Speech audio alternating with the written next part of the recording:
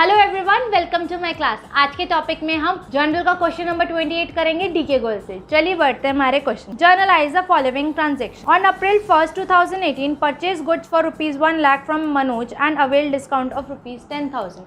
मैंने गुड्स खरीदे हैं मनोज से on a credit basis 1 lakh के, जिसमें से मुझे 10,000 का डिस्काउंट मिला है। ये कौन सा डिस्काउंट है? ये ट्रेड डिस्काउंट है। कैसे पता चलेगा?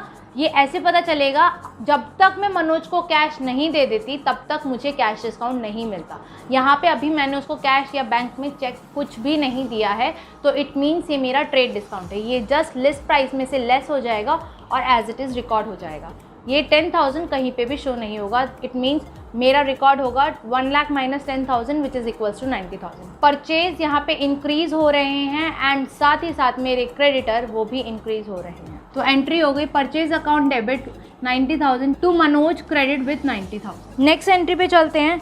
On April 2 paid amount due to Manoj by cheque and avail discount of ₹4,500। अब मैंने मनोज को दिया है चेक और साथ ही साथ मुझे 4,500 का डिस्काउंट मिला है। ये जो डिस्काउंट है ये डिस्काउंट मेरा कैश डिस्काउंट कहलाएगा और यहाँ मुझे डिस्काउंट मिला है। इट मीन्स ये मेरी इनकम है। इनकम यहाँ पे इंक्रीज़ हो गई है 4,500 से। कितना अमाउंट मैंने चेक दिया है वो देखते हैं। मेरे को देना था मनोज को 90,000 रुपीज़, बट मेरे को मिला 4,500 रुपीज़ का डिस्काउंट, तो मैंने उसको दिया 85,500 का चेक। मेरा जो क्रेडिटर है वो डिक्रीज़ हो जाएगा विद 90,000।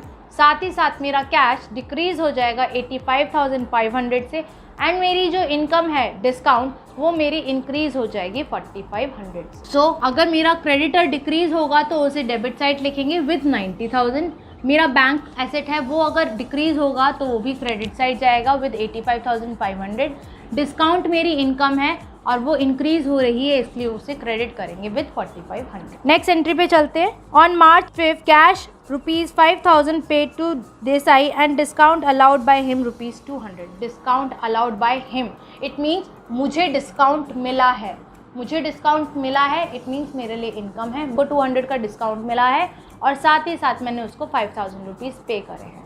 तो देसाई जो है वो मेरा क्रेडिटर है, वो डिक्रीज़ हो गया है 5,200 से। अगर क्रेडिटर डिक्रीज़ हो जाएंगे तो उन्हें डेबिट साइड लिखेगा और साथ ही साथ मैंने उसे कैश दिया है। कैश मेरी एसेट होती है, वो भी डिक्रीज़ हो गई है। अगर एसेट डिक्रीज़ हो तो उसे भी क्रेडिट साइड लिखते हैं। और डिस्काउंट मुझे मिला है, इट मीन्स मेरी इनकम है वो इंक्रीज़ हो गई है विद 200 रुपीज़। अगर इनकम इंक्रीज़ हो जाए तो उन्हें उसे क्रेडिट साइड लिखेंगे। तो एंट्री हो गई Desai debit with 5,200 to cash account credit with 5,000 to discount receive account credit with 200। Next entry पे चलते हैं। On March 10 cash ₹10,000 receive from Govardhan and allowed him discount ₹500। मुझे कैश मिला है 10,000 और साथ ही साथ मैंने डिस्काउंट दिया है उसको 500।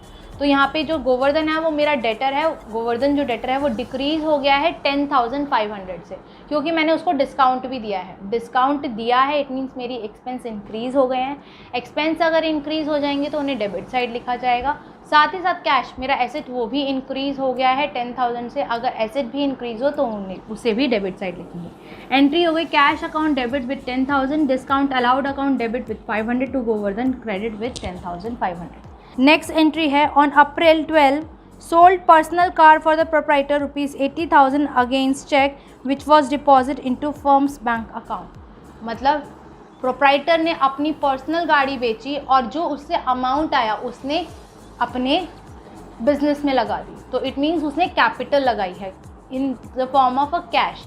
तो यहाँ पे कैपिटल जो है वो इंक्रीज़ हो गया है, साथ ही साथ कैश भी इंक्रीज़ हो गया है। कैश मेरा एसेट होता है, अगर इंक्रीज़ होगा तो डेबिट होगा। कैपिटल मेरी अगर इंक्रीज़ होगी तो उसे क्रेडिट साइड लिखेंगे। तो एंट्री होगी bank account debit with 80,000 to capital account credit with 80,000। Next entry है। On April 16 sold personal car of the proprietor for ₹1,50,000 against cheque which was deposited into proprietor's personal bank account. उसने अपनी personal गाड़ी बेची और जो उससे amount आया वो उसने अपने ही अकाउंट में डाल दिया। इसकी कोई भी एंट्री नहीं होगी, क्योंकि हमने रूल पढ़ा था बिजनेस एंटिटी कॉन्सेप्ट। उसमें बताया जाता है बिजनेस और ओनर दोनों ही अलग एंटिटी हैं। अगर ओनर ने अपनी गाड़ी बेची है और अपने ही अकाउंट में डाले तो बिजनेस को कोई प्रॉफिट नहीं हुआ है या कोई कैपिटल इन्वेस्ट नहीं हुई है। सो इसमें कोई भी एंट्री नहीं आई। नेक्स्ट एंट्री पे चलते हैं। On April 20 sold goods to Gaurav costing ₹1 lakh at a profit of 40% and allowed him for 10% trade discount and paid for cartage 3,000 not to be charged from him। मैंने गुड्स सोल्ड करे हैं गौरव को जो कि मेरी कॉस्टिंग थी 1 लाख रुपीज़, उसको मैंने बेचे हैं 40% प्रॉफिट पे। तो प्रॉफिट कितना आया स्टूडेंट? प्रॉफिट आया 40,000। अब मैंने एक्चुअल की गुड्स कितने के सोल्ड करे हैं? 1 lakh plus 40,000 which is equals to 1,40,000। इस 1,40,000 पे मैंने उसको 10% का ट्रेड डिस्काउंट दिया है। तो 1,40,000 का 10% क्या हो गया? 14,000। सो एक्चुअल गुड्स मैंने उसको कितने के सोल्ड करे हैं? 1,40,000 माइनस 14,000, क्योंकि ये 14,000 मैं लिस्ट प्राइस में से लेस करूँगी और ये 14,000 कहीं पे भी शो नहीं होगा क्योंकि ट्रेड डिस्काउंट कहीं पे भी शो नहीं होता है। सो इसकी अमाउंट आ गई 1,26,000। सो मैंने अब जो गुड सोल्ड करे हैं गौरव को वो 1,26,000 के करे। सो एंट्री हो जाएगी। गौरव यहाँ पे मेरे लिए मेरा डेटर है क्योंकि अभी मुझे उससे पेमेंट मिलनी बाकी है। डेटर यहाँ पे इंक्रीज़ हो गए हैं। डेटर एसेट कहलाती है। अगर एसेट इंक्रीज़ हो तो उसे डेबिट साइड करते हैं। तो गौरव को डेबिट करेंगे विद 1,26,000। एंड सेल्स मेरी इनकम है। इनकम अगर इंक्रीज़ हो जाए तो उससे क्रेडिट करते हैं। To sales account credit with 1,26,000। साथ ही साथ cartage ₹3,000 not to be charge from him. Cartage पे करा है मैंने सेलर ने गुड्स भिजवाने के लिए। कार्टेज क्या होता है? Cartage outward is the seller cost of delivering goods to the buyer. Cartage outwards बोलते हैं उसको।